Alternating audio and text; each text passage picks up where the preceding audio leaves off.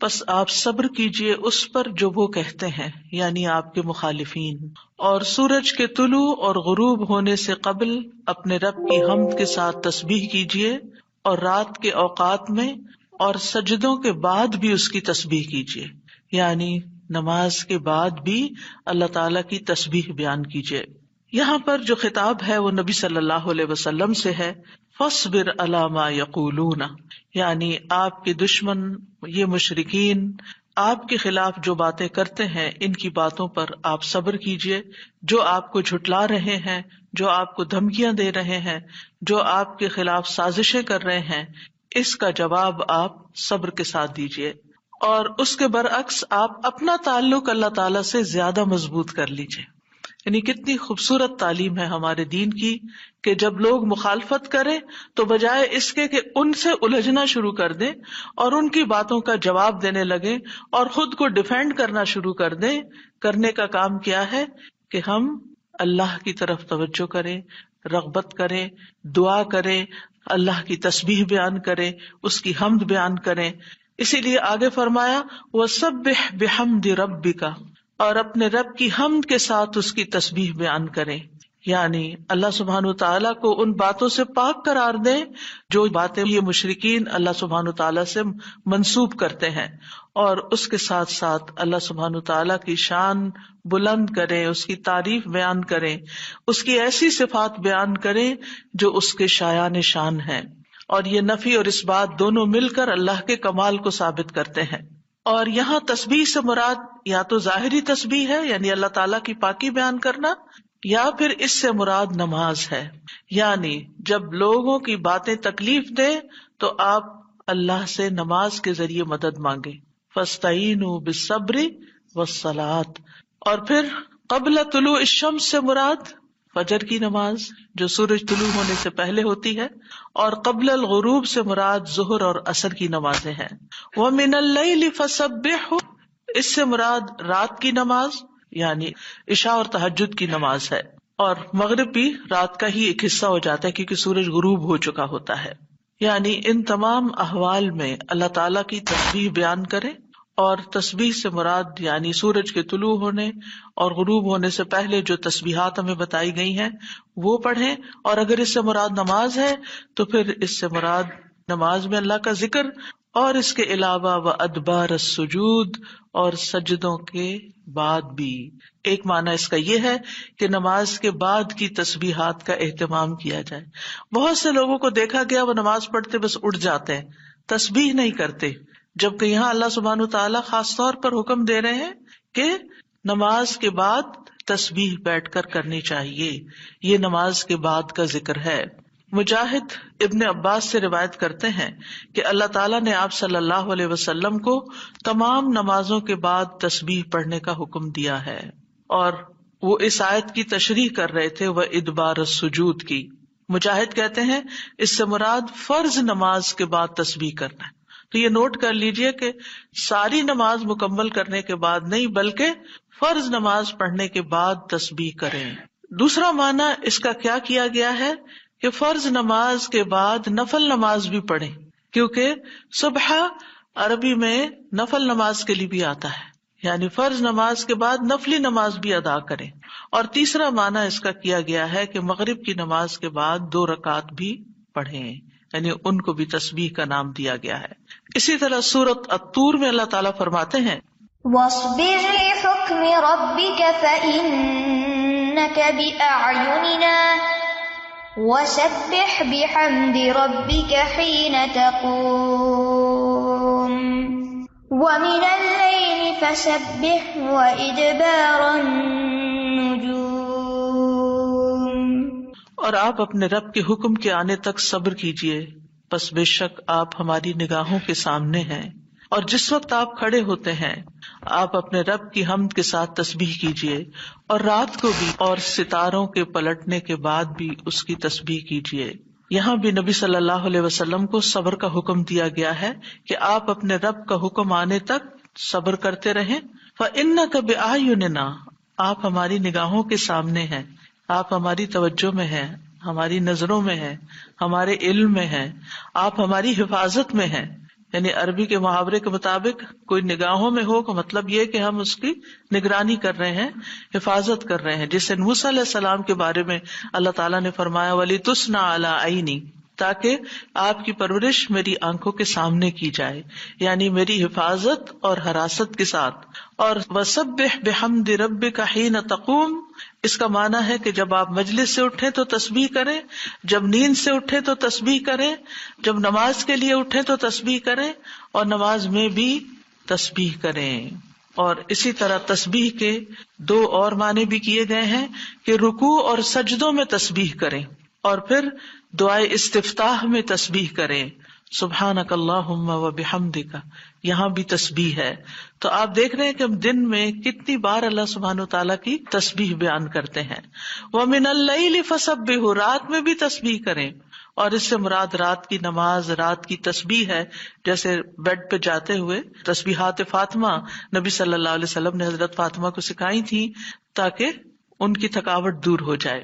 نماز کے علاوہ بھی تسبیح کرتے رہنا چاہیے. ادبار النجوم کے بھی 3 معنی ہیں. ایک معنی کیا گیا ہے فجر سے پہلے کی 2 رکعتیں پڑھنا. نبی صلی اللہ علیہ وسلم یہ رکعتیں نہ سفر میں چھوڑتے تھے نہ گھر میں، کبھی بھی آپ نے یہ سنت نماز نہیں چھوڑی.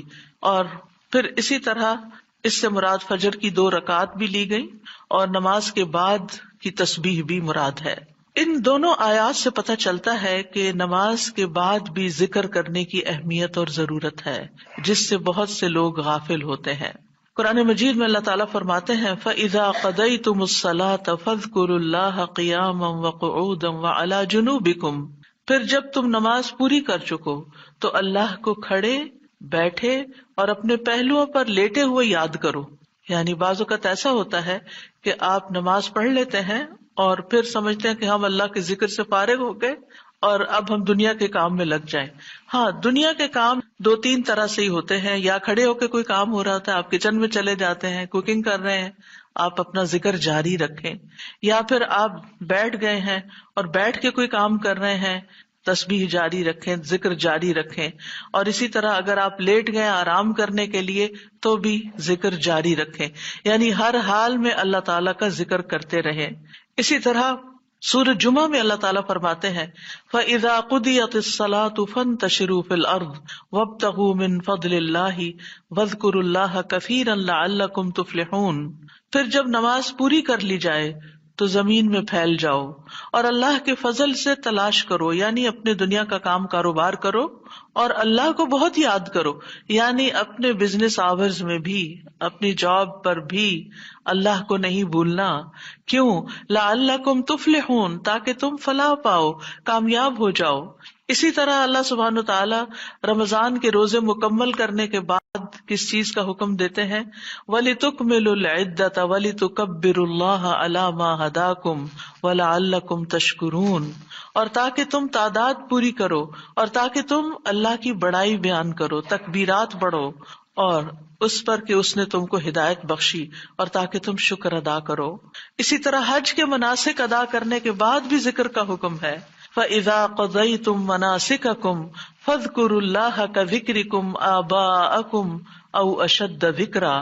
پھر جب تم اپنے حج کے مناسک پورے کر چکو تو اللہ کو یاد کرو جس طرح اپنے باپ دادا کو یاد کیا کرتے تھے، بلکہ اس سے بھی زیادہ یاد کرنا. یعنی باپ دادا کو یاد کرنے، ماں باپ کو یاد کرنے سے بھی زیادہ اللہ کا ذکر کیا کرو، اللہ سبحانہ تعالیٰ کو زیادہ یاد کیا کرو. کیونکہ انسانوں کی یاد انسانوں کو دکھی کرتی ہے، لیکن اللہ کی یاد دلوں کے اطمینان کا باعث بنتی ہے، دلوں کے اندر سکون کا باعث بنتی ہے. الا بذکر اللہ تطمئن القلوب، خبردار اللہ کے ذکر سے دلوں کو اطمینان نصیب ہوتا ہے. تو آپ نے دیکھا کہ تمام عبادات کے بعد ذکر کا حکم ہے، تسبیح کا حکم ہے، تکبیر کا حکم ہے. اسی طرح نماز کے بعد خاص طور پر، یعنی نماز پڑھتے ہی اٹھ نہیں جانا چاہیے، بلکہ وہاں بیٹھ کر بھی اللہ کا ذکر کرنا چاہیے، اور اس میں غفلت نہیں برتنی چاہیے اور سستی نہیں ہونی چاہیے.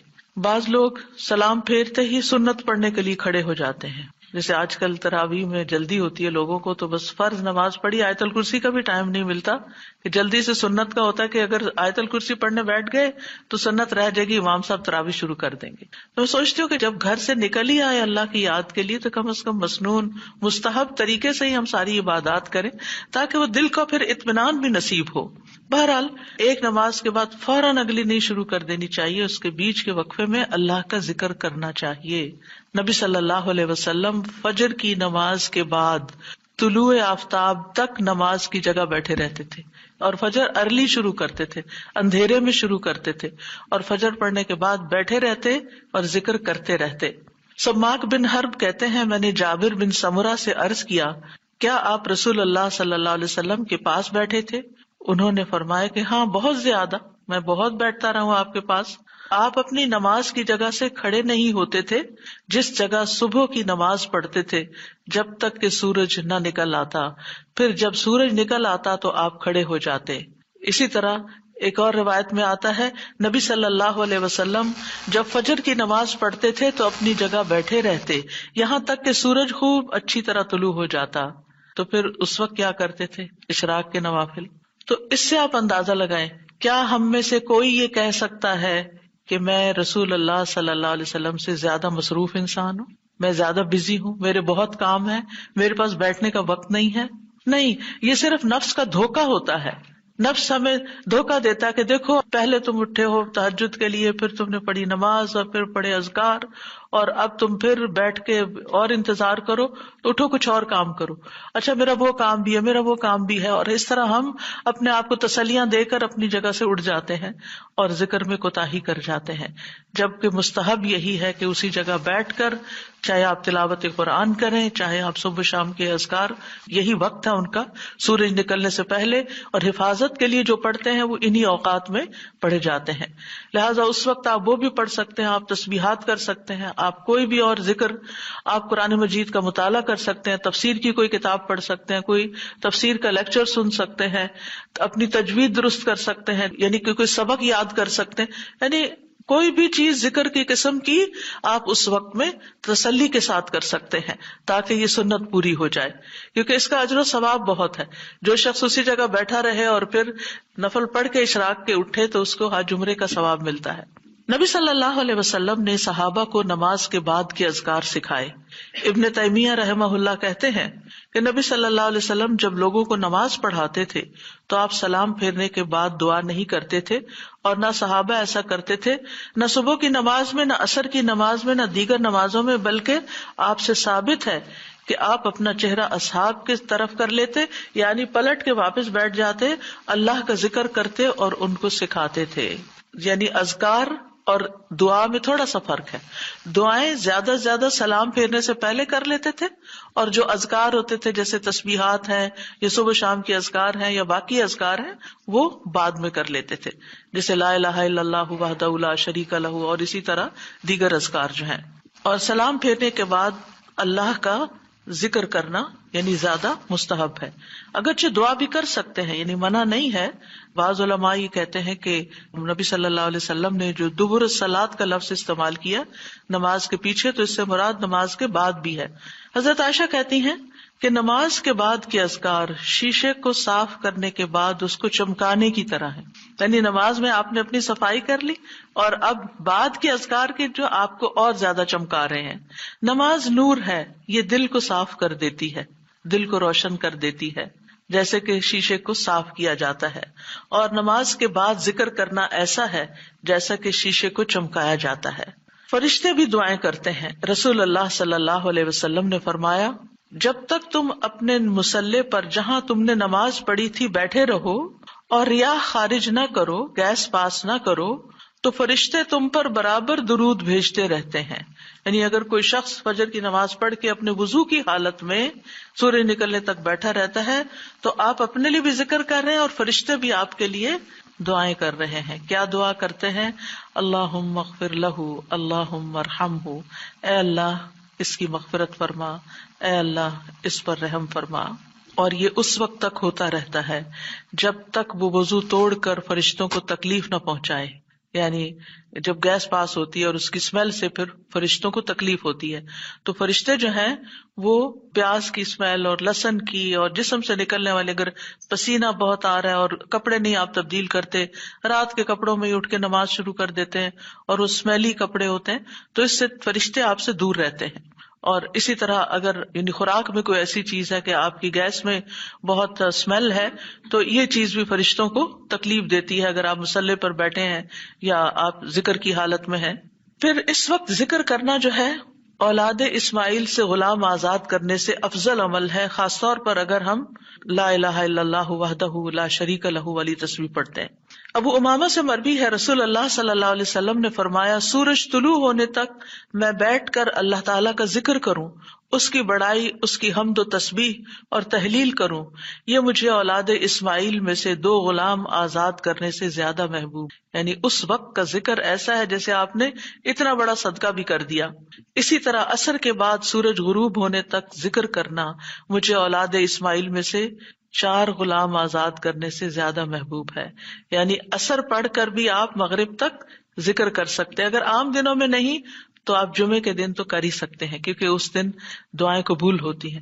لیکن عموماً ہم اپنی غفلت اور سستی کی وجہ سے کوئی اور کام شروع کر دیتے ہیں اور ہم ان قیمتی اوقات کی قدر نہیں کرتے، ہماری پرائرٹیز نہیں ہوتی. یعنی انسان کو جب پتہ چلتا ہے کہ یہ بزنس کا پیک آور ہے تو وہ کیا کرتا ہے؟ اس وقت کہیں اور سیر کو چلا جاتا ہے؟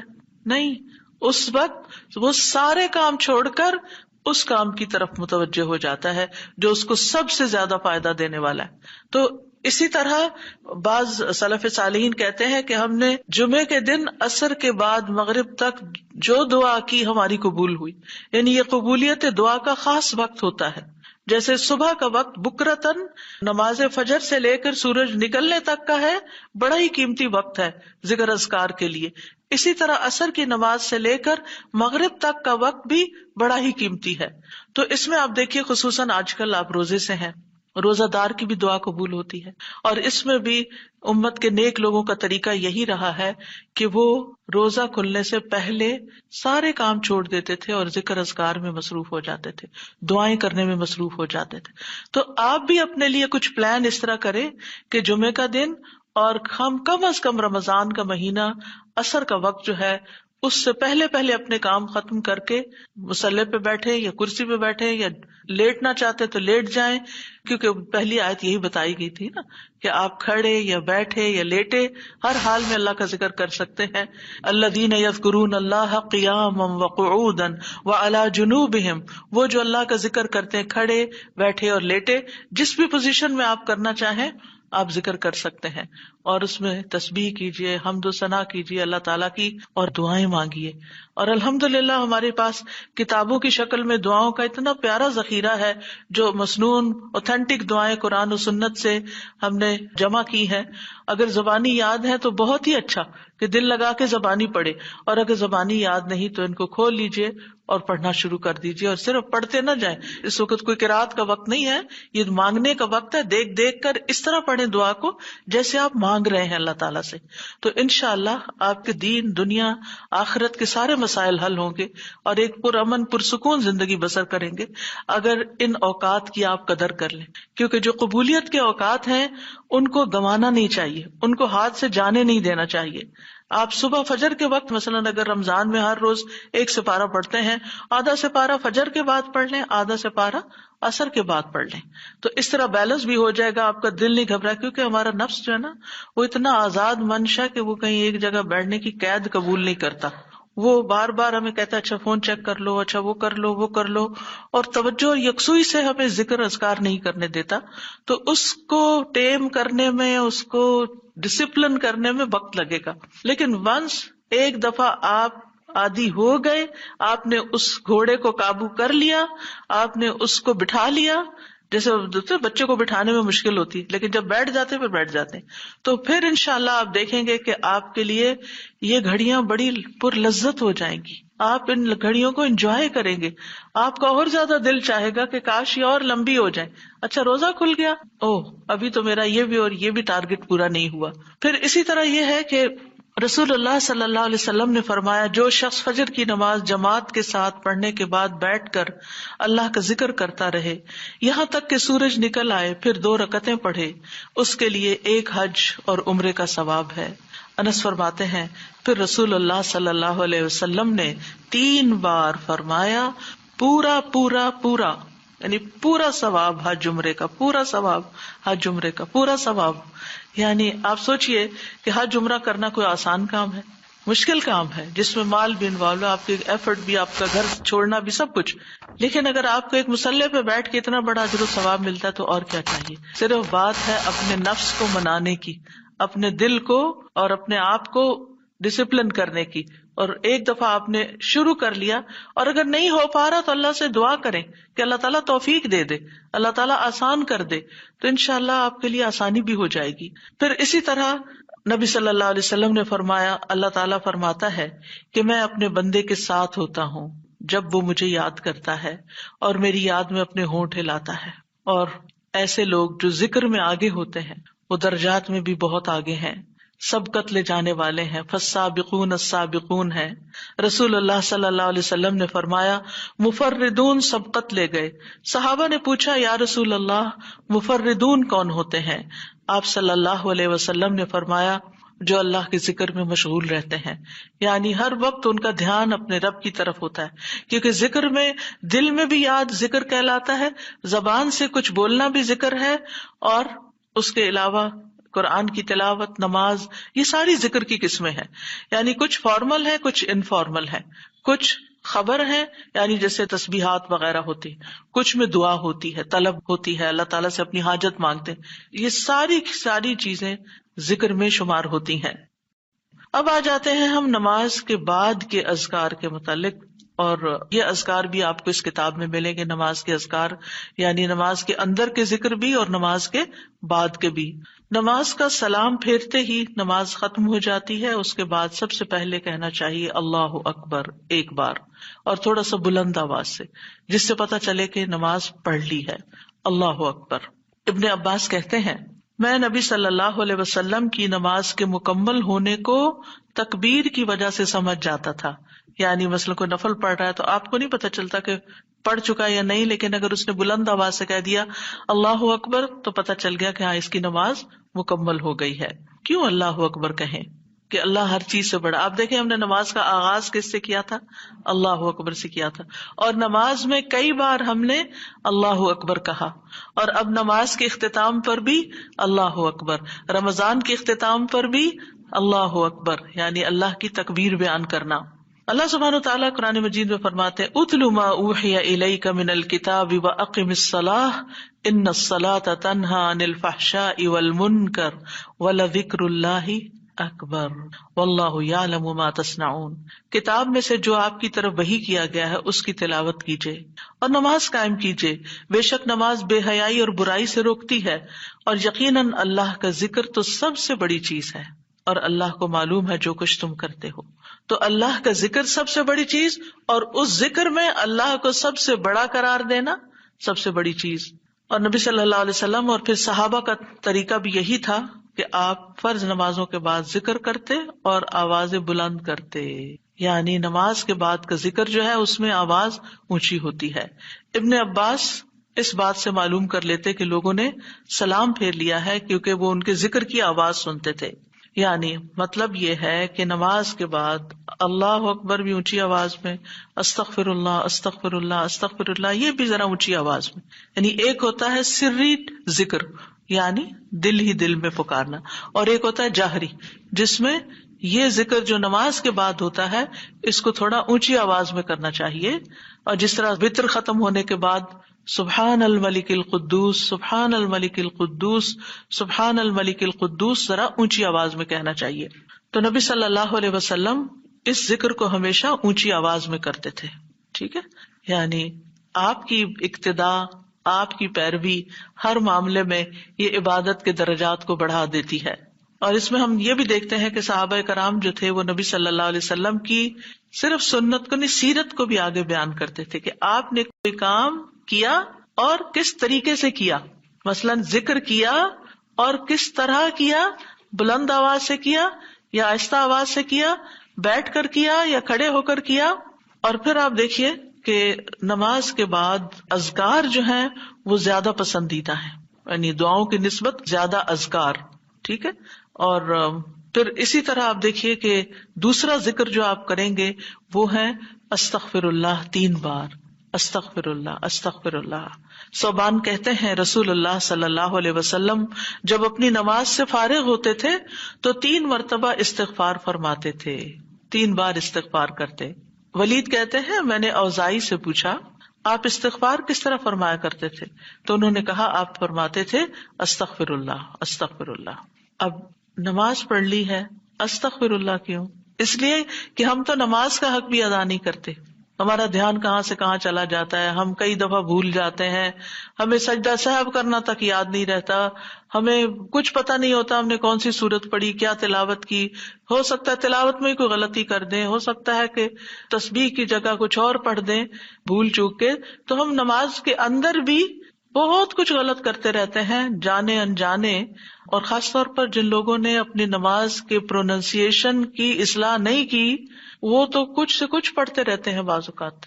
یعنی پروننسیشن صحیح نہ ہونا جو ہے وہ الفاظ کے مطلب کو ہی بدل دیتا ہے. اس لیے پہلی پرائرٹی میں کوئی ایسا ٹیچر ڈھونڈیے کہ جو آپ کی نماز سن کے اس کا پروننسیشن آپ کو ٹھیک کر دے. بہرحال نماز کے بعد استغفر اللہ استغفر اللہ. اور ایک اور چیز، نماز پڑھنے کے بعد انسان کو ایک فیلنگ ہوتی ہے کہ میں نے کچھ کیا ہے، لیکن جب انسان استغفر اللہ کہتا ہے تو اس میں عاجزی کا اظہار ہوتا ہے کہ اللہ تیرا حق ادا نہیں کیا، مجھے ابھی بھی گناہوں کی بخشش کی ضرورت ہے. اور آپ دیکھیے کہ یہ الفاظ نبی صلی اللہ علیہ وسلم ادا کرتے تھے جن کے اگلے پچھلے سارے گناہ معاف کر دیے گئے تھے. تو جو شخص نماز کے بعد استغفار پڑھتا ہے وہ اپنی نمازوں پر کبھی فخر غرور تکبر نہیں کر سکتا کہ میں بڑا نمازی ہوں، میں بڑا پرہیزگار ہوں، میں بڑا عبادت گزار ہوں. نہیں، وہ یہ دیکھے گا کہ میں نے حق ادا نہیں کیا، میرے سے جو کمی کوتاہی ہوئی ہے اللہ تعالیٰ اس کو معاف کر دے. جو چیز مکمل طور پر ادا کرنی چاہیے تھی اس کو اس طرح نہیں ادا کیا، کچھ نہ کچھ کوتاہی واقع ہو گئی، تو اس بخشش کے طلب کرنے سے اللہ تعالیٰ کوتاہی سے درگزر فرما دے گا انشاءاللہ. اور ویسے بھی استغفار کرنے سے نقص یا کمی کوتاہی جو ہے اس کا ازالہ ہوتا ہے ہماری عام روزمرہ زندگی میں بھی. تیسرا ذکر، اب آپ دیکھ رہے ہیں یہ ذکر ہے، اللہ اکبر بھی ذکر ہے، استغفر اللہ بھی ذکر ہے، اور تیسرا یہ بھی ذکر ہے اللہم انت السلام ومنک السلام تبارکت ذی الجلال والاکرام. اے اللہ تو سراپا سلامتی ہے اور تجھی سے سلامتی حاصل ہوتی ہے، تو بڑی برکتوں والا ہے اے جلال و اکرام والے. یعنی استغفار کے بعد پھر فوراً بعد اللہ تعالیٰ کی تعریف اور یہ ذکر. السلام جو ہے یہ اللہ تعالیٰ کے ناموں میں سے ایک نام ہے جس کا مطلب یہ ہے کہ اللہ تعالیٰ ہر طرح کی آفات سے، عیبوں سے، ہر طرح کے نقص سے سلامت ہے. کوئی چیز اس کو نقصان نہیں دے سکتی، نہ لوگوں کی باتیں جو اللہ تعالیٰ کے خلاف کرتے ہیں، یا لوگوں کے گمان، یا لوگوں کی نافرمانیاں اور گناہ اور عبادت نہ کرنا، اللہ کا حکم نہ ماننا، اللہ تعالیٰ کو کوئی چیز نقصان نہیں دیتی. وہ سلامت ہے، اس کو کسی کی ضرورت ہی نہیں ہے. یہ جو کچھ ہم کرتے ہیں، ذکر ہو عبادت ہو، یہ اپنے ہی فائدے کے لیے کرتے ہیں، اللہ تعالیٰ پر کچھ احسان نہیں ہے. تو ہم یہ کہتے ہیں اللہم انت السلام کہ اللہ تعالیٰ آپ سراسر سلامتی ہیں اور آپ کا ہر فعل جو ہے وہ ظلم سے سلامت ہے، پاک ہے، ہر شر سے پاک ہے. آپ کی تقدیر، آپ کے فیصلے، ہر چیز سلامتی پر مبنی ہے. ومنک السلام، سلامتی تیری ہی طرف سے آتی ہے، یعنی تو ہی سلامتی دیتا ہے یا تو ہی سلامتی کو روک لیتا ہے. سلامتی کا مالک بھی تو ہی ہے، تو سلامت رکھے تو ہم سلامت ہیں. تو یہ تعلق اللہ تعالیٰ سے انسان اپنا ظاہر کرتا ہے کہ انسان اپنے رب کے بارے میں کیا سمجھتا ہے. تبارکتا، تبارکتا کا لفظ برکت سے ہے جس کا مطلب ہوتا ہے کثرت سے کسی چیز کا بڑھنا اور قائم رہنا، یعنی تیری خیرات و برکات بہت زیادہ ہیں. ذل جلال والاکرام، اے عزت اور جلال والے. جلال کا مطلب ہے عظمت، بڑائی، اور اکرام کا مطلب ہے احسان. یعنی تو اپنے بندوں کو عزت و اکرام دیتا ہے، اپنے رسولوں کو، اپنے انبیاء کو اور اپنے صالح بندوں کو تو ہی عزت اور اکرام اور برکتیں عطا کرتا ہے، ساری نعمتیں تیری ہی طرف سے ہیں. اور یہ کتنا خوبصورت ذکر ہے جو ہم ہر نماز کے بعد کرتے ہیں، یا جو نہیں کر رہے انہیں لازماً کرنا چاہیے، کہ اللہ سبحانہ وتعالیٰ سے ہم اپنے اچھے گمان کا اظہار کرتے ہیں اور ایک طرح سے انڈائریکٹلی سلامتی اور برکت طلب بھی کرتے ہیں. آپ دیکھیے عموماً ہم جب کسی چیز کے اندر فائدہ دیکھتے ہیں تو ہم خیر اس سے وابستہ کر لیتے ہیں، یہ ہے تو کام ہوگا، یہ نہیں تو کام ہی نہیں ہوگا. مثلاً آپ کوئی قلم خریدتے ہیں اور اس سے لکھنا شروع کرتے ہیں اور آپ کو اچھا لگتا ہے، یا آپ اس سے جو لکھنا چاہتے تھے آرٹیکل یا کوئی چیز یا نوٹس اپنے تو بڑے اچھے لکھ پاتے ہیں، تو آپ کہنے لگتے ہیں یہ قلم بڑا مبارک ہے. ٹھیک ہے بھائی، قلم اچھا ہے، فائدہ دے رہا ہے آپ کو، لیکن اصل تو اللہ نے آپ کے لیے یہ وسیلہ بنایا کہ اس نے آپ تک یہ پہنچایا. تو اصل برکت اور خیر اور سلامتی کا منبع اللہ رب العزت کی ذات ہے. چیزوں کے ساتھ مت چمٹ جائیے اور ان پر اتنے ڈپینڈنٹ نہ ہو جائیں کہ اللہ کو بھول جائیں اور اللہ تعالیٰ کی نعمت اور اللہ تعالیٰ کا احسان یاد نہ کریں.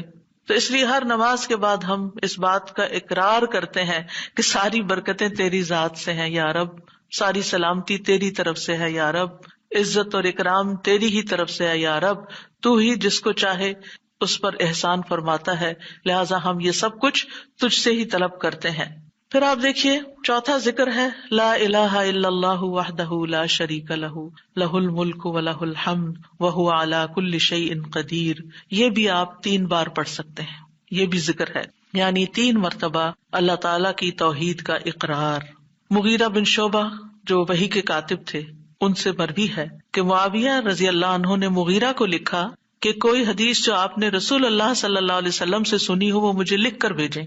راوی کہتے ہیں کہ مغیرہ رضی اللہ عنہ نے انہیں لکھا کہ میں نے آپ صلی اللہ علیہ وسلم سے سنا ہے آپ اپنی نماز سے فارغ ہونے کے بعد 3 مرتبہ یہ پڑھا کرتے تھے لا الہ الا اللہ وحدہ لا شریک لہ لہ الملک ولہ الحمد وہو علی کل شیء قدیر. سب سے پہلے توحید کا اقرار کہ اللہ ایک ہے، وہی الہ ہے، وہی خالق ہے، مالک ہے، رب ہے، معبود ہے. پھر اس بات کا انکار کہ کوئی اس کا شریک ہو، لا شریک لہ. اور پھر لہ الملک، بادشاہت بھی اسی کی ہے، معبود بھی وہی ہے، بادشاہ بھی وہی ہے، اور ایسا بادشاہ ہے ولہ الحمد کہ اس کی تعریف ہے. دنیا کے بادشاہوں کا حشر ہوتا دیکھا ہے آپ نے، ان کے ساتھ کیا کیا جاتا ہے، لیکن اللہ سبحانہ تعالیٰ کی بادشاہت پر کوئی آنچ نہیں آتی، کوئی اس کو ہلا نہیں سکتا، کوئی اس کو نقصان نہیں دے سکتا، کوئی اس پر باتیں نہیں بنا سکتا، کوئی اس کا نقص نہیں نکال سکتا کہ اللہ تعالیٰ نے آسمان میں یہ کیا چیز بنا دی، زمین میں کیا بنا دی. نہیں، وَلَهُ الْحَمْدُ، اسی کی ہے تعریف. یعنی ایسا بادشاہ کہ جو قابل تعریف ہے، اور ایسا بادشاہ کہ وَهُوَ عَلَى كُلِّ شَيْءٍ قَدِيرٌ. دنیا کے بادشاہ انتہائی بس لاچار ہوتے ہیں، ان کے ہاتھ میں کچھ نہیں ہوتا، وہ انسانوں کے محتاج ہوتے ہیں، انسانوں کی خدمت کے، انسانوں کی مدد کے، انسانوں کے مال کے محتاج ہوتے ہیں. یہ بادشاہت کیا بادشاہت ہے جس کی ساری ڈیپینڈنسی لوگوں کے اوپر ہے. تو اصل بادشاہت تو اللہ کی ہے کہ جو ہر چیز پر پوری قدرت رکھتا ہے. تو آپ اس احساس کے ساتھ اگر اللہ تعالیٰ کا یہ ذکر کرتے ہیں تو آپ کا دل ایک سکون سے بھر جائے گا، ایک خوشی سے بھر جائے گا کہ میں ایسی ہستی کو جانتی ہوں، ایسی ذات کو جانتی ہوں کہ جو اتنی خوبیوں کی مالک ہے. کیونکہ یہ انسان کی فطرت میں ہے، انسان کی نفسیات میں ہے کہ وہ کسی چیز کی تعریف کر کے خوش ہوتا ہے، اور عام طور پر ہم صرف سامنے نظر آنے والی چیزوں کی تعریف کر کر کے خوش ہوتے رہتے ہیں، اور تھوڑے دن کے بعد وہ بھی خراب ہو جاتی ہے، وہ تعریف بھی ساتھ ہی چلی جاتی ہے. انسان ہے تو مر جاتے ہیں، ان کے اعمال ہے تو ختم ہو جاتے ہیں، اور کبھی وہ اچھے ہوتے ہیں اور پلٹ بھی جاتے ہیں. وہ کہاں گئی تعریفیں؟ جوان ہے تو بڑھاپے میں ساری تعریفیں چلی گئی، مالدار تھے تو غریب ہوئے تو ساری تعریفیں چلی گئیں. اسی طرح علم ہے اور جنون لاحق ہو گیا تو ساری تعریفیں چلی گئیں، سب کچھ الٹ گیا. اور دنیا کے یہ سارے نظارے آپ نے دیکھے ہوں گے کہ جب ہر نعمت لوگوں پر الٹ جاتی. اسی لیے ہم دعا کرتے ہیں نا کہ اللہم انی اعوذ بک من زوال نعمتک، کہ اللہ نعمتوں کے زوال سے بچانا. یہ انتہائی تکلیف دہ چیز ہے، لیکن یہ ایک دنیا کا قانون ہے، یہ سب کچھ ہوتا ہے اور ہماری آنکھیں دیکھتی ہیں. لیکن اللہ سبحانہ وتعالی ان سب چیزوں سے پاک ہے، اس کو کوئی زوال نہیں اور اس کا کوئی کچھ بگاڑ نہیں سکتا، اور وہ ہر چیز پر پوری طرح قادر ہے، جو چاہے کر سکتا ہے، اور تعریف اسی کے لیے ہے. 5واں ذکر لا الہ الا اللہ وحدہ لا شریک لہ لہ الملک ولہ الحمد وہو علی کل شیء قدیر. اللہم لا مانع لما اعطیت ولا معطی لما منعت ولا ينفع ذا الجد منك الجد. اللہ کے سوا کوئی الہ نہیں، وہ اکیلا ہے، اس کا کوئی شریک نہیں، بادشاہت اسی کی ہے اور تمام تعریف اسی کے لیے ہے، اور وہ ہر چیز پر پوری طرح قدرت رکھنے والا ہے. اے اللہ، جو کچھ تو نے دیا ہے اسے کوئی روکنے والا نہیں، اور جو کچھ تو نے روک دیا اسے کوئی دینے والا نہیں، اور کسی مالدار کو تیری بارگاہ میں اس کا مال نفع نہیں پہنچا سکتا. ابتدا میں تو وہی اللہ کی توحید بیان ہوئی، اس کی بادشاہت اور اس کی حمد کا ذکر ہے اور اس کی قدرت کا ذکر ہے، اور اس کے بعد کہ جو اللہ نے دیا، جو وہ دینا چاہتا ہے اسے کوئی روک نہیں سکتا. یہاں بھی آپ دیکھیں، مانگ کچھ نہیں رہی، یہ ذکر ہے، یہ دعا نہیں، یہ کیا ہے؟ ذکر ہے. اور جو کچھ تو نے روک دیا کوئی دے ہی نہیں سکتا، اور سارے ہی مالدار فقیر ہیں، اور خاص طور پر تیرے سامنے فقیر ہیں. یا ایھا الناس انتم الفقراء الی اللہ واللہ هو الغنی الحمید. اے لوگو، تم سب اللہ کے فقیر ہو، اللہ کے محتاج ہو، اور اللہ ہی غنی، مالدار اور وہی قابل تعریف ہے. واللہ هو الغنی الحمید. ٹھیک ہے. نبی صلی اللہ علیہ وسلم جب سلام پھیرتے تھے تو یہ دعا پڑھا کرتے تھے یا یہ ذکر کیا کرتے تھے. اور اس میں آپ دیکھیے کہ یہ جو عقیدہ ہے نا کہ اللہ روکے تو کوئی دے نہیں سکتا، یہ انسان کو بڑا اطمینان دے دیتا ہے. اگر کوئی چیز، کوئی خیر آپ کی طرف آنے سے رکی ہوئی ہے تو وہ اللہ ہی نے روکی ہوئی ہے، آپ پر رحمت کی وجہ سے. بدگمان نہ ہو اس سے، کسی وجہ سے رکی ہوئی ہے. آپ کسی کی کوئی اچھی چیز دیکھتے ہیں، کسی کا مینشن دیکھتے ہیں تو سوچتے ہیں کتنا خوش قسمت ہے، کتنے بڑے گھر میں رہتا ہے. کسی کے پاس فراری دیکھتے ہیں تو آپ کہتے ہیں واہ کتنا خوش قسمت ہے. لیکن آپ کو نہیں پتا کہ یہی چیزیں اس کے لیے کتنی بڑی آزمائش بنی ہوئی ہیں، آپ نہیں جانتے. اور اگر اللہ نے آپ کو نہیں دی تو آپ کو بہت سے شر سے محفوظ رکھا ہوا ہے. تو اللہ کا روکنا بھی خیر کا باعث ہوتا ہے. یہ سبق پکا کر لیں کہ جب اللہ تعالیٰ کوئی چیز نہیں دیتا یا دیر سے دیتا ہے یا روک لیتا ہے اور کوئی چارہ نہیں ہوتا، آپ کہتے ہیں میری کوئی دعا قبول نہیں ہو رہی، میرا کوئی طریقہ کام نہیں آ رہا، تو اس میں بھی کوئی خیر ہوتی ہے، کیونکہ جو اللہ نے مقدر میں لکھا ہے وہ پہنچ کے رہے گا. کوئی روک نہیں سکتا جو تو دے، اور کوئی دے نہیں سکتا جو تو روک لے. اور جسے اللہ نے آپ کے مقدر میں لکھا ہے وہ آپ تک آئے گا ہی آئے گا. سورۃ فاطر میں اللہ تعالیٰ فرماتے ہیں ما یفتح اللہ للناس من رحمت فلا ممسک لها وما یمسک فلا مرسل له من بعدہ وہو العزیز الحکیم. جو کچھ اللہ لوگوں کے لیے رحمت میں سے کھول دے اسے کوئی بند کرنے والا نہیں، اور جو وہ بند کر دے اس کے بعد اسے کوئی کھولنے والا نہیں. حدیث میں آتا ہے ما اصابک لم یکن لیخطئک وانما اخطأک لم یکن لیصیبک. جو کچھ تمہیں پہنچا وہ تم سے خطا ہونے والا نہیں تھا، اور جو نہیں ملا وہ ہرگز ملنے والا نہیں تھا. قرآن مجید میں سورۃ الرعد میں اللہ تعالیٰ فرماتے ہیں وَإِذَا أَرَادَ اللَّهُ بِقَوْمٍ سُوءًا فَلَا مَرَدَّ لَهُ. جب اللہ کسی قوم کے ساتھ برائی کا ارادہ کر لیتا ہے تو اس کو کوئی پھیرنے والا نہیں، کوئی سپر پاور اس ملک کی مدد نہیں کر سکتی اگر اللہ نے اس کے لیے جنگ کا فتنہ یا کسی اور طرح کی کوئی آزمائش لکھی ہے. یہ اللہ کے فیصلے ہوتے ہیں، یا اللہ نے کسی قوم کو تباہ کرنے کا فیصلہ کر لیا ہو تو کوئی اس کو روک نہیں سکتا. لہٰذا ہمیں اللہ پر ہی بھروسہ کرنا چاہیے، اور ہر حال میں ایسی پریشان کن باتوں پر اللہ تعالیٰ ہی کی طرف رجوع کر لینا چاہیے. یاد رکھیے اگر کوئی چیز نہیں ملی تو اللہ تعالیٰ کو الزام مت دیں، اللہ تعالیٰ سے ناراض نہیں ہو، اللہ تعالیٰ سے بدظن نہیں ہو. یہ روکنا اس کی رحمت ہے. انسان اگر ان دو جملوں پر ایمان لے آئے تو پھر اس کا مکمل بھروسہ اللہ کی ذات پر ہو جائے گا. وہ رزق کے بارے میں اللہ پر ہی توکل کرے گا، نقصان کو دور کرنے اور بھلائی کو پانے کے لیے اللہ پر ہی بھروسہ کرے گا. وہ اللہ کو اپنے لیے کافی سمجھے گا. یعنی جہاں کہیں دل چھوٹا ہوا، جہاں کہیں کوئی پریشانی آئی، کہتے حسبی اللہ و نعم الوکیل. اللہ کار ساز یعنی کام بنانے والا اللہ ہی میرے لیے کافی ہے، وہ میرا کام بنائے گا، وہ میری مشکل آسان کرے گا. تو یہ توحید ربوبیت اور الوہیت پر مشتمل جملے ہیں. ابن تیمیہ کہتے ہیں یہ حدیث دو عظیم اصولوں پر مشتمل ہے. نمبر 1 توحید ربوبیت، اور وہ ہے جسے اللہ دینا چاہے اسے کوئی روک نہیں سکتا، اور جسے وہ روک دے اسے کوئی نہیں دے سکتا. بس بندہ اللہ ہی پر توکل کرتا ہے اور اسی سے مانگتا رہتا ہے، کیونکہ دینا جو اس نے ہے.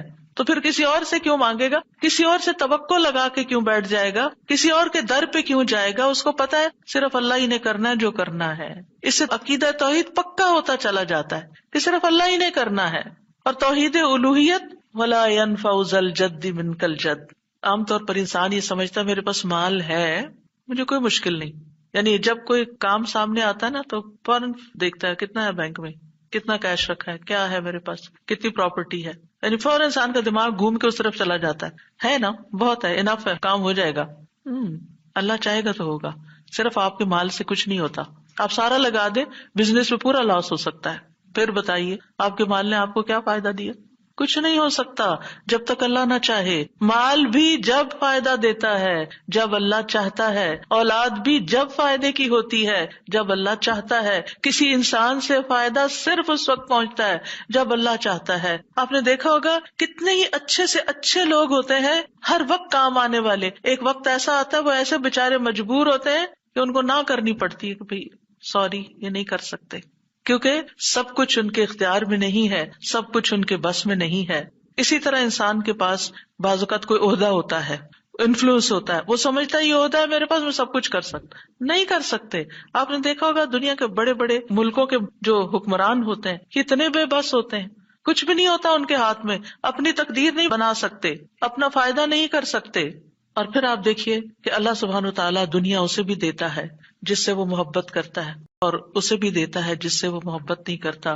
لیکن یاد رکھیے ایمان اس کو دیتا ہے، دین کی سمجھ اس کو دیتا ہے جس سے وہ محبت کرتا ہے۔ وَمَن يُرِدِ اللَّهُ بِهِ خَيْرًا يُفَقِّهْهُ فِي الدِّينِ۔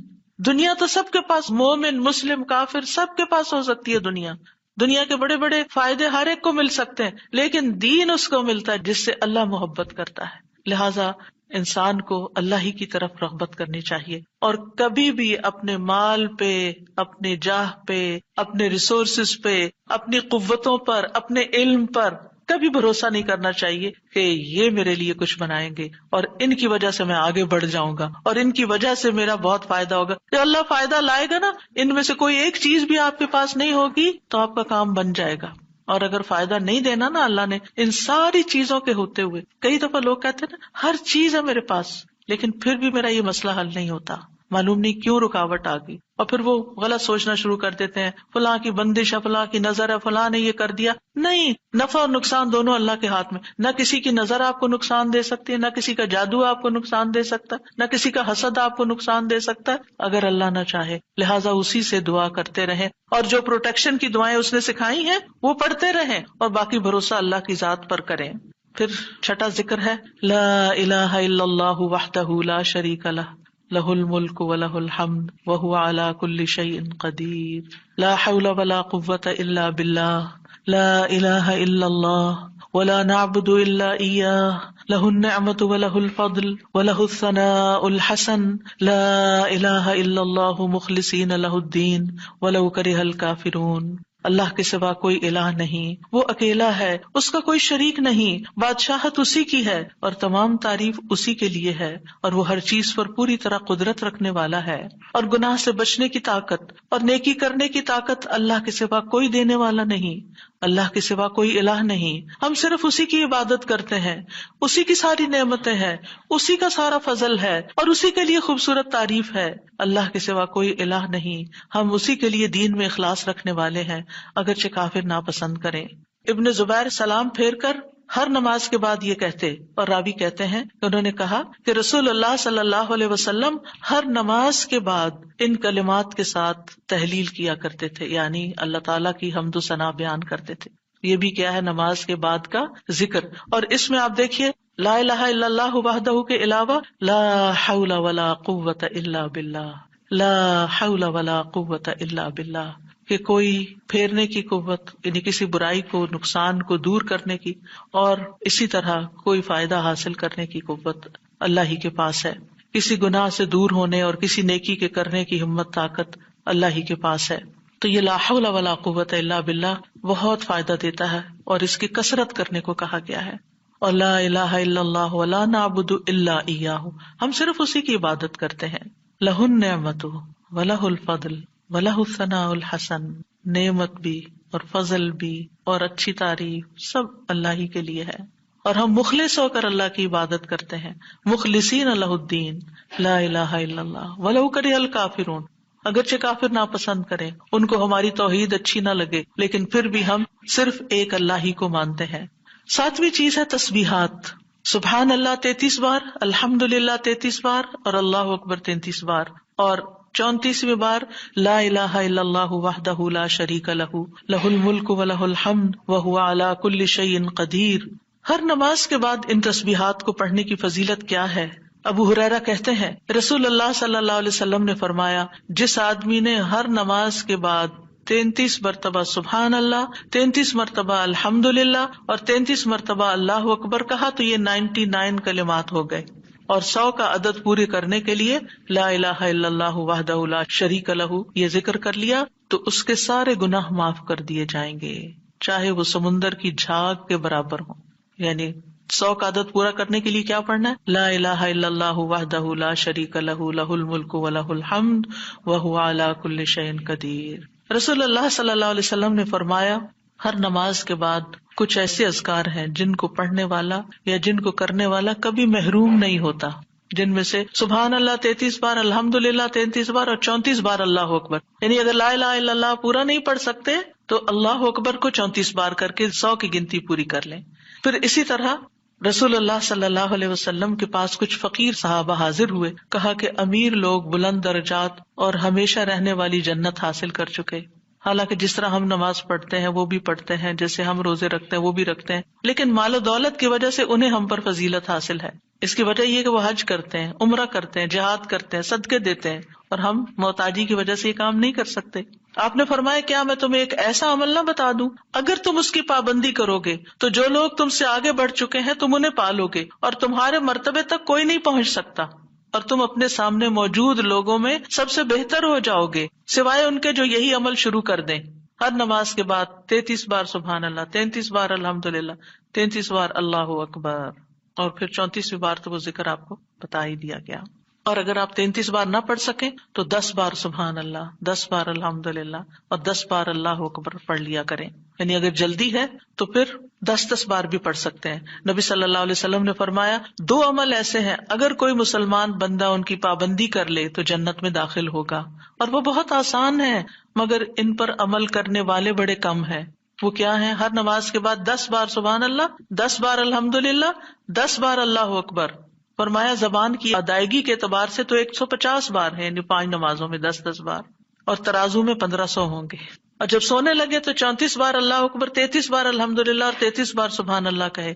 زبانی طور پر تو یہ 100 ہے مگر میزان میں یہ تسبیحات 1000 ہوں گی۔ اور وہ کہتے ہیں یقیناً میں نے رسول اللہ صلی اللہ علیہ وسلم کو دیکھا، آپ انہیں اپنے ہاتھ سے شمار کرتے تھے، اور پھر کہتے ہیں دائیں ہاتھ سے، تو کرنے کا طریقہ کیا ہے؟ 3 دفعہ اوپر کو جائیے سبحان اللہ سبحان اللہ سبحان اللہ، اور 3 دفعہ نیچے کو آ جائیے سبحان اللہ سبحان اللہ سبحان اللہ۔ ایک انگلی پہ 6 بار ہو گیا، تو آپ کی 5 انگلیاں، تو 5 کو 6 دفعہ ضرب دیں تو کیا ہوتا ہے؟ 30، اور 3 دفعہ اور پڑھ لیں، اور اگر 34 ہے تو ایک اور پڑھ لیں۔ تو اس طرح ایک ہی ہاتھ پر، دائیں ہاتھ پر یہ تسبیحات آسانی سے پڑھی جا سکتی ہیں، کیونکہ ہاتھ سے تسبیح کرنا زیادہ پسندیدہ ہے۔ حضرت عبداللہ بن عمر کہتے ہیں میں نے رسول اللہ صلی اللہ علیہ وسلم کو دیکھا، آپ داہنے ہاتھ کی انگلیوں پر تسبیح کو شمار کرتے تھے، اور آپ نے صحابیات کو حکم دیا تھا کہ وہ اللہ کی تکبیر، تقدیس، تحلیل کی پابندی اختیار کریں اور اپنی انگلیوں پر شمار کریں، کیونکہ ان سے سوال ہوگا اور یہ بلوائی جائیں گی، قیامت کے دن ہاتھ بولیں گے، تو اگر ان پہ تسبیح آپ پڑھتے ہیں تو یہ بول کے بتائیں گے ہم تو اللہ کا ذکر کرتے رہے۔ 8ویں چیز ہے آیت الکرسی۔ اللہ لا الہ الا هو الحی القیوم لا تأخذہ سنۃ ولا نوم لہ ما فی السماوات وما فی الارض من ذا الذی یشفع عنده الا بإذنہ یعلم ما بین ایدیہم وما خلفہم ولا یحیطون بشیء من علمہ الا بما شاء وسع کرسیہ السماوات والارض ولا یؤودہ حفظہما وہو العلی العظیم۔ پورا اللہ کا تعارف ہے۔ اللہ وہ ہے کہ اس کے سوا کوئی معبود نہیں، وہ زندہ ہے، ہر چیز کو قائم رکھنے والا ہے، نہ اسے کچھ اونگ پکڑتی ہے اور نہ کوئی نیند، اسی کا ہے جو کچھ آسمانوں میں ہے اور جو کچھ زمین میں ہے۔ کون ہے جو اس کے پاس اس کی اجازت کے بغیر سفارش کرے؟ وہ جانتا ہے جو کچھ ان کے سامنے اور جو کچھ ان کے پیچھے ہے، اور وہ اس کے علم میں سے کسی چیز کا احاطہ نہیں کر سکتے مگر جتنا وہ چاہے۔ اس کی کرسی آسمانوں اور زمین کو سمائے ہوئے ہے، اور اسے ان دونوں کی حفاظت یعنی آسمان اور زمین کی حفاظت تھکاتی نہیں، اور وہی سب سے بلند، سب سے بڑا ہے۔ ہر نماز کے بعد آیت الکرسی پڑھنے کی فضیلت یہ ہے کہ جو شخص نماز کے بعد اس کو پڑھ لیتا ہے اور اس نماز کے بعد اس کی ڈیتھ ہو جاتی ہے تو فرمایا اس کو موت کے علاوہ کوئی چیز جنت میں جانے سے نہیں روک سکتی، مر گیا تو سیدھا جنت میں۔ یہ قرآن مجید کی سب سے افضل آیت ہے۔ ابو ذر غفاری کہتے ہیں میں مسجد حرام میں داخل ہوا اور رسول اللہ صلی اللہ علیہ وسلم کو اکیلے دیکھ کر آپ کے پاس آ کے بیٹھ گیا۔ میں نے کہا یا رسول اللہ صلی اللہ علیہ وسلم کون سی آیت افضل ہے جو آپ پہ نازل ہوئی؟ آپ نے فرمایا آیت الکرسی۔ کرسی کے مقابلے میں 7 آسمان اس طرح ہے جیسے بیابان زمین میں کوئی چھلا گرا پڑا ہو، اور پھر کرسی کے مقابلے میں عرش کا حجم اتنا ہے جیسے اس چھلے کے مقابلے میں بیابان کا وجود۔ اور یہ قرآن مجید کی سب سے عظیم آیت بھی ہے۔ ابی ابن کعب سے روایت ہے ایک مرتبہ نبی صلی اللہ علیہ وسلم نے ان سے پوچھا اللہ کی کتاب میں سب سے عظیم آیت کون سی ہے؟ انہوں نے کہا اللہ اور اس کا رسول ہی زیادہ جانتے ہیں۔ آپ نے یہ سوال کئی مرتبہ دہرایا تو ابی ابن کعب نے کہا آیت الکرسی۔ یہ سن کر آپ نے فرمایا ابو المنذر تمہیں تمہارا علم مبارک ہو، اس ذات کی قسم جس کے ہاتھ میں میری جان ہے، عرش کے پائے کے پاس یہ اللہ بادشاہ کی پاکیزگی بیان کرتی ہوگی، اس کی ایک زبان اور 2 ہونٹ ہوں گے، یعنی جو لوگ اس پڑھیں گے وہ ان کے حق میں ایک طرح سے گواہ ہوگی۔ 9ویں چیز جو نماز کے بعد پڑھنی چاہیے وہ ہے معوذات، سورۃ الاخلاص، سورۃ الفلق، سورۃ الناس۔ پہلی سورت میں اللہ تعالیٰ کی توحید بیان ہوئی ہے، دوسری سورت میں انسان کو پناہ مانگنے کے لیے کہا گیا ہے، کہہ دیجئے میں مخلوق کے رب کے پناہ پکڑتا ہوں اس چیز کے شر سے جو اس نے پیدا کی، اور اندھیری رات کے شر سے جب وہ چھا جائے، اور گرہوں میں پھونکنے والیوں کے شر سے، اور حسد کرنے والے کے شر سے جب وہ حسد کرے۔ انہی چیزوں کا خوف رہتا ہے نا، کوئی جادو کر دے گا، کوئی حسد کر لے گا۔ ہر نماز کے بعد پڑھیں گے کس وقت وہ کرے گا؟ اس کو تو آپ موقع ہی نہیں دے رہے کہ وہ جادو کرے یا آپ سے حسد کرے۔ ہر 2 نمازوں کے بیچ میں جو کوئی ایسا فتنہ فساد آیا اس کا ازالہ ہوتا چلا جائے گا۔ عقبہ بن عامر کہتے ہیں کہ رسول اللہ صلی اللہ علیہ وسلم نے مجھے حکم دیا تھا کہ میں ہر نماز کے بعد معوذات پڑھا کروں، یعنی یہ 3 صورتیں پڑھا کروں۔ 10ویں چیز ہے رب اعنی علی ذکرک و شکرک و حسن عبادتک، اللہ کے ذکر، اس کے شکر اور اچھی عبادت پر اللہ کی مدد مانگنا۔ معاذ بن جبل کہتے ہیں کہ رسول اللہ صلی اللہ علیہ وسلم نے میرا ہاتھ پکڑا اور فرمایا اے معاذ اللہ کی قسم میں تم سے محبت کرتا ہوں۔ کتنے خوش قسمت تھے معاذ رضی اللہ عنہ۔ میں نے عرض کیا یا رسول اللہ صلی اللہ علیہ وسلم میں بھی آپ سے محبت کرتا ہوں، تو رسول اللہ صلی اللہ علیہ وسلم نے فرمایا تم پابندی سے ہر نماز میں یہ دعا مانگا کرو رب اعنی علی ذکرک و شکرک و حسن عبادتک۔ معاذ رضی اللہ عنہ جو ہیں 33 سال کی عمر میں امواس کے طاعون میں شہید ہو گئے تھے۔ He was only 33 years old۔ ان کا مقام کیا تھا؟ آپ کی بشارت کے مطابق وہ جنت میں علماء کے قائد ہوں گے، یعنی علماء امت کے جو عالم ہیں ان کو جنت کی طرف لیڈ کر رہے ہوں گے۔ کس وجہ سے آپ صلی اللہ علیہ وسلم نے ان سے محبت کا اظہار کیا؟ علم کی وجہ سے، علم کے حریص تھے اور نیکی کے کاموں میں آگے آگے، اور اتنی چھوٹی عمر میں عین جوانی کے وقت فوت بھی ہو گئے، اور کتنا بڑا درجہ اور مقام پا گئے۔ ہمیں آج تک یہ سمجھ نہیں آتی کہ کون سے کام ایسے کریں کہ جس سے اللہ کی محبت ملے، جس سے اللہ کا قرب نصیب ہو، اور جس سے ہمیں رسول اللہ صلی اللہ علیہ وسلم کی محبت اور آپ کی شفاعت نصیب ہو۔ تو یہ ایک دعا ہے ان دعاؤں میں سے جو آپ نے خاص طور پر حضرت معاذ کا ہاتھ پکڑ کے قسم کھا کے محبت کا اظہار کر کے آپ کو یہ دعا سکھائی۔ چند لفظ ہیں، کیا ہمارے لیے یہ پڑھنا بھی مشکل ہے؟ پھر ہم اپنے لیے اس دنیا سے کیا کما رہے ہیں؟ اگر ہمیں اتنی بھی توفیق نہیں کہ نماز کے بعد ٹک کے یہ 4 کلمے پڑھ لیں تو پھر ہماری نمازیں کیا ہیں؟ ہم نے کیا مانگا اللہ سے؟ ہم تو دنیا کی اور آخرت کی خیر سے محروم ہو گئے۔ اور یہ دعا آپ دیکھیے اللہم سے بھی شروع ہوتی ہے اور ربی سے بھی شروع ہوتی ہے، دونوں کا ایک ہی تقریباً مطلب ہے، ایک میں الوہیت ہے اور ایک میں ربوبیت ہے۔ یعنی میں اللہ سے درخواست کرتا ہوں کہ اے اللہ مجھے اپنے ذکر پر، اور ذکر میں قرآن، نماز، تحلیل، تسبیح، استغفار، درود، سب چیزیں شامل ہیں، اللہ مجھے توفیق دے۔ اور پھر وہ شکر کی بھی توفیق۔ اور آپ دیکھیے کہ جب ہم دعا مانگتے ہیں نا کہ اللہم انی علی ذکرک، تو مطلب یہ ہے کہ ہماری زبان جو ہے وہ آپ کی اطاعت کرتی رہے، وہ کلمات بولتی رہے جس سے آپ کا ذکر ہوتا رہے۔ یعنی ایک تو ہے یہ مسنون اذکار ان کا پڑھنا، اور ایک یہ ہے کہ اللہ تعالیٰ کی نعمتوں کا ذکر کرنا، اللہ تعالیٰ کے احسانات کا ذکر کرنا، اللہ تعالیٰ کی قدرت کی نشانیوں کا ذکر کرنا، اللہ کے فضل کا ذکر کرنا۔ وَأَمَّا بِنِعْمَةِ رَبِّكَ فَحَدِّثْ، یہ بھی ذکر ہے۔ آپ اپنے بچوں کے ساتھ بات کر رہے ہیں اور اللہ تعالیٰ کے بارے میں کوئی بات کر رہے ہیں، دین کے بارے میں کوئی بات کر رہے ہیں، تو یہ بھی ذکر میں شمار ہوگا. تو اللہ مجھے توفیق دے، اللہ میری مدد کر. کیونکہ ہمارے پاس وقت بھی ہوتا ہے، ہمارے پاس صلاحیت بھی ہوتی ہے، لیکن ہم توجہ نہیں کرتے، ہم کرتے نہیں ہے کام، کیونکہ توفیق نہیں ہوئی نا. تو ہر نماز کے بعد، چونکہ فرض کے بعد دعا قبول ہوتی ہے، تو یہ دعا مانگنے کو کہا گیا. اور بعض کہتے ہیں اس کو سلام پھیرنے سے پہلے بھی پڑھ سکتے ہیں، جیسے ربی جعلنی پڑھتے ہیں. یا اور کل جو میں نے آپ کو دعائیں بتائی تھی آخر میں نماز کے اختتام پر سلام سے پہلے، وہ سب مسنون اذکار تھے. لیکن علماء نے اس کے علاوہ جیسے رب اجعلنی مقیم الصلاۃ، یہ نبی صلی اللہ علیہ وسلم نے نہیں سکھائی ہمیں کہ نماز کے بعد ضروری یہی پڑھی جائے. لیکن علماء نے کہا کہ جیسے اللہ کی حمد و ثنا ہوتی ہے تشہد میں، پھر اس کے بعد درود شریف ہے، اور پھر اس میں والدین اور اولاد دونوں کے لیے دعا ہے، تو یہ پڑھ لیں. اس کے علاوہ جو چاہے قرآنی اور مسنون دعا یہاں بیٹھ کے پڑھیں، کیونکہ نماز کے اندر دعا مانگنا نماز کے بعد کی دعا سے افضل ہے. قبولیت کے زیادہ چانسز ہیں، جس سے اکثر لوگ غافل ہیں. سلام پھیرنے سے پہلے اللہم انی اسألک الجنۃ واعوذ بک من النار 3 دفعہ یہ پڑھ لیں. جو آپ کا دل چاہے پڑھیں، بس اردو میں نہیں، عربی میں یاد کریں کچھ دعائیں، قرآنی دعائیں، مسنون دعائیں اس وقت پڑھتے رہیں. تو پھر دوسرا ہے وشکر کا. شکر کہاں سے ادا ہوتا ہے؟ زبان سے بھی ہوتا ہے، لیکن اس کا اصل مقام دل ہے، وہ دل سے اٹھتا ہے. ذکر کی بات کر کے ہم نے کہا کہ یا اللہ ہماری زبان کو اپنی اطاعت کی توفیق دے، اور شکر کی بات کر کے ہم نے کہا کہ اللہ ہمارے دل کو اپنے ذکر کی توفیق دے، اپنی یاد کی توفیق دے، اور شکر ادا کرنے کی توفیق دے. یعنی میں ساری ظاہری اور باطنی نعمتوں پر اللہ کا شکر ادا کرنے کی توفیق مانگتا ہوں. یہ مطلب ہے اس دعا کا. زبان کا شکر کیا ہے کہ بندہ اللہ کی نعمتوں کا ذکر کرتا ہے، اور اعضاء سے شکر کیا ہے کہ بندہ اللہ کی اطاعت کے کام کرتا ہے. کیونکہ اللہ تعالیٰ نے آل داؤد کو کیا کہا تھا؟ اعملوا آل داؤد شکرا وقلیل من عبادی الشکور.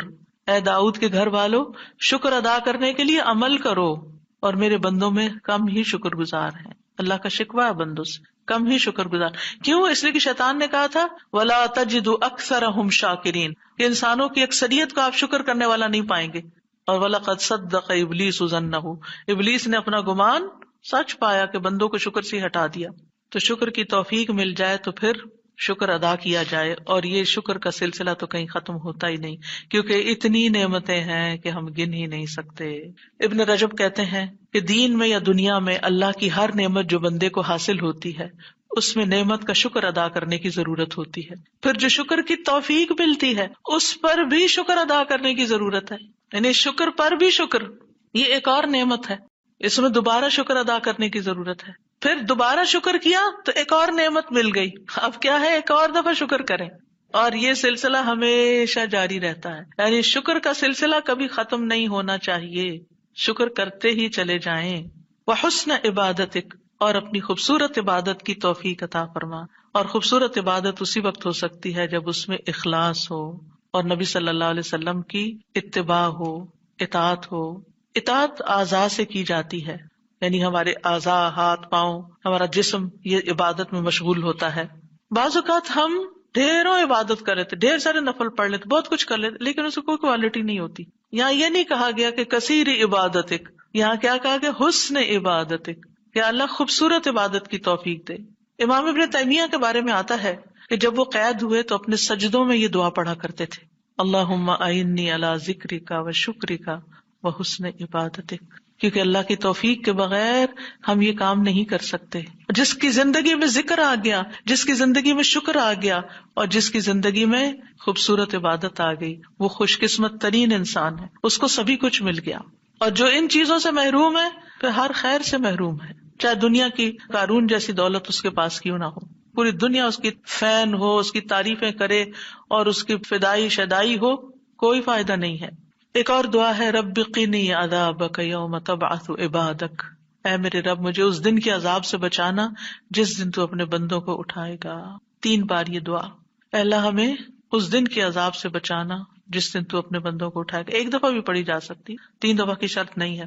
برا بن عازب کہتے ہیں جب ہم رسول اللہ صلی اللہ علیہ وسلم کے پیچھے نماز پڑھتے تھے تو ہم آپ کی دائیں طرف کھڑے ہونے کو پسند کرتے تھے تاکہ آپ ہماری طرف رخ کر کے متوجہ ہوں.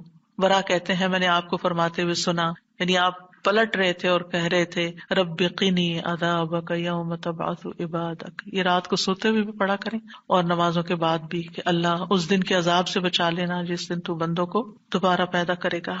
13 اللہم اغفر لی ما قدمت وما اخرت وما اسررت وما اعلنت وما اسرفت وما انت اعلم به منی انت المقدم وانت المؤخر لا الہ الا انت. اے اللہ میرے وہ گناہ بخش دے جو میں پہلے کر چکا، جو میں نے بعد میں کیے، اور جو چھپے ہوئے کیے اور جو ظاہر میں کیے، اور جو میں حد سے بڑھا رہا اور وہ جن سے تو مجھ سے زیادہ باخبر ہے. تو ہی نیکی اور خیر میں آگے کرنے والا اور پیچھے کرنے والا ہے، تیرے سوا کوئی معبود نہیں. نبی صلی اللہ علیہ وسلم سلام پھیرنے کے بعد یہ دعا پڑھا کرتے تھے، یعنی اس دعا کے بارے میں ثابت ہے کہ سلام کے بعد پڑھا کرتے تھے. اللہم اغفر لی ما قدمت. بات یہ ہے کہ جو نیک لوگوں کی نیکیاں ہوتی ہیں وہ مقربین کے گناہ شمار ہوتے ہیں، یعنی ان کا اسٹینڈرڈ اور ہائی ہوتا ہے نا، ان کی کوالٹی اور اچھی ہوتی ہے. تو اس لیے نبی صلی اللہ علیہ وسلم کے گناہ کوئی نہیں تھے کہ جس کے لیے آپ بخشش مانگتے تھے. ایک تو ہمیں سکھانے کے لیے، اور دوسرا یہ ہے کہ نیکیوں میں سے جو کم درجے کی نیکیاں ہوں ان پر بھی. وما اخرت، اور جو عبادت مجھ سے تاخیر ہوئی، کوتاہی ہوئی، جو میں نے لیٹ کی، جس کا حق ادا نہیں کیا. وما اسررت، اور جو میں نے چھپایا، جو میرے دل میں وسوسے اور خیالات آئے. بعض اوقات نماز کے اندر وسوسے آنا شروع ہو جاتے ہیں تو یا اللہ تو اس کو بھی معاف کر دے. وما اعلنت، اور جو میں نے ظاہراً کیے، یعنی وہ اقوال افعال جو سب کے سامنے، لوگوں کے سامنے کوئی بری مثال پیش کی. یعنی یہ نبی صلی اللہ علیہ وسلم کے نہیں، یہ ہمارے لیے ہے کہ ہم بعض اوقات ایسی بات کر جاتے ہیں، ایسا کام کر جاتے ہیں جو دوسروں کو پٹ آف کر دیتا ہے نیکی کے کاموں سے، یا ان کو دین سے ہٹا دیتا ہے، یا اور اسی طرح کی غلطیاں ہم کرتے ہیں. اور پھر آپ دیکھیے کہ نبی صلی اللہ علیہ وسلم کی ہمبلنس بھی اس سے پتہ چلتی ہے کہ کتنے آپ ہمبل تھے، کہ سارا کچھ کر کے، بہترین عبادت کر کے پھر بخشش بھی مانگ رہے ہیں. اور پھر آپ دیکھیے کہ وما اسرفت، ہر معاملے میں ہم حد سے پار ہو جاتے ہیں، خوشی میں، غم میں، بے صبری میں، ہر چیز میں. تو اس کی بھی دعا ہے یہ کہ اللہ جہاں بھی میں حد لمٹ کراس کر رہا ہوں، اللہ مجھے وہ کراس کی بھی لمٹ کے آگے جو غلط کام کیا ہے مجھ سے تو وہ بھی معاف کر دے. اور وما انت عالم بہ منی، اور جو تو مجھ سے زیادہ جانتا ہے. یعنی خاص کے بعد عام کا بھی ذکر ہے، یعنی میں نے تو مانگ لیا جو مجھے سمجھ آتی تھی، اب اس کے علاوہ بھی جو کچھ ہے اس کو بھی آپ معاف کر دیجیے. اور پھر انت المقدم و انت المؤخر. دوسرے روایت میں انت المقدم والمؤخر بھی آتا ہے، جس کو تو چاہتا ہے آگے بڑھا دیتا ہے نیکی میں، جس کو تو چاہتا ہے پیچھے کر دیتا ہے. یعنی یہ نہ سوچیے کہ آج میں اگر نیکیوں میں آگے ہوں تو ہمیشہ ایسے ہی رہوں گی، ہمیشہ ڈرتے رہا کریں، پیچھے بھی ہو سکتے ہیں. تو یا اللہ تو مجھے آگے ہی رکھنا، مراد یہ ہے.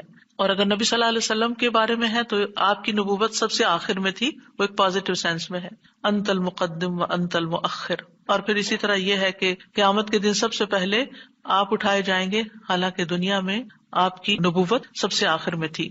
تو یہ اللہ تعالیٰ کا فیصلہ ہوتا ہے، جس چیز پر وہ چاہتا ہے اپنے بندوں کو اتارتا ہے، جس کو چاہتا ہے آگے بڑھاتا ہے، جس کو چاہتا ہے عزت دیتا ہے، جس کو چاہتا ہے ذلت دیتا ہے.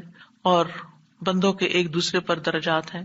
نمبر 14 سبحانک اللہم و بحمدک استغفرک و اتوب الیک. یہ مجلس کے اختتام پر بھی اور نماز کی دعاؤں کے اختتام پر بھی. پاک ہے تو اے اللہ، تیری ہی حمد ہے، میں تجھ سے بخشش مانگتا ہوں، تیری ہی طرف میں رجوع کرتا ہوں. یہ اچھے عمل پر مہر لگانے والے کلمات ہیں. حضرت عائشہ سے روایت ہے کہ رسول اللہ صلی اللہ علیہ وسلم جب کسی مجلس میں بیٹھتے یا نماز پڑھتے یا کچھ کلمات پڑھتے، حضرت عائشہ نے ان کے بارے میں پوچھا تو آپ نے فرمایا اگر کسی شخص نے اس مجلس میں اچھی باتیں کی ہوں گی تو یہ کلمات قیامت تک ان باتوں کے لیے مہر بن جائیں گے، اور اگر اس نے اس مجلس میں کوئی فضول بات کی ہے تو یہ اس کے لیے کفارہ بن جائیں گے. اور اس کے دیگر روایات بھی ہیں، یعنی دیگر طرق بھی ہیں اس دعا کے. اور پھر ایک اور دعا، رب اغفر لی وتب علی انک انت التواب الغفور. اے اللہ تو مجھے بخش دے اور میری توبہ قبول کر، بے شک تو بہت توبہ قبول کرنے والا، بہت بخشش فرمانے والا ہے. فجر اور مغرب کی نماز کے بعد کا خاص ذکر لا الہ الا اللہ وحدہ لا شریک لہ لہ الملک ولہ الحمد یحیی ویمیت وہو علی کل شیء قدیر. اللہ کے سوا کوئی الہ نہیں، وہ اکیلا ہے، اس کا کوئی شریک نہیں، بادشاہت اسی کی ہے، تمام تعریف اسی کے لیے ہے، اور وہ ہر چیز پر پوری قدرت رکھنے والا ہے.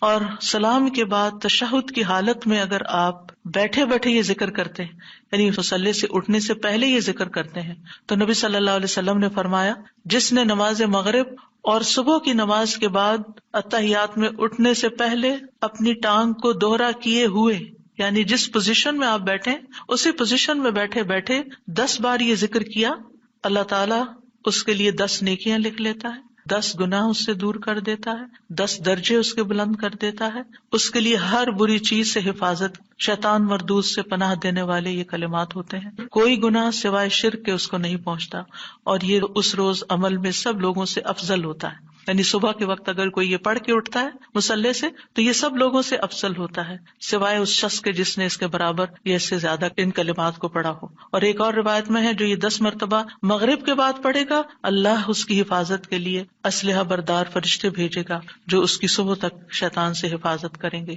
اللہ تعالیٰ سے دعا ہے کہ اللہ تعالیٰ ہمارے ان اعمال کو قبول کرے اور ہمیں اس ذکر کی توفیق دے۔ میں یہ پڑھتے ہوئے سوچ رہی تھی کہ جو شخص یہ ساری دعائیں پڑھے نماز کے بعد، اس کے پاس فضول کام کرنے کا کون سا وقت باقی بچے گا۔ وآخر دعوانا ان الحمد للہ رب العالمین۔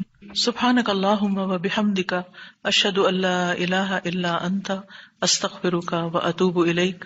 السلام علیکم ورحمۃ اللہ وبرکاتہ۔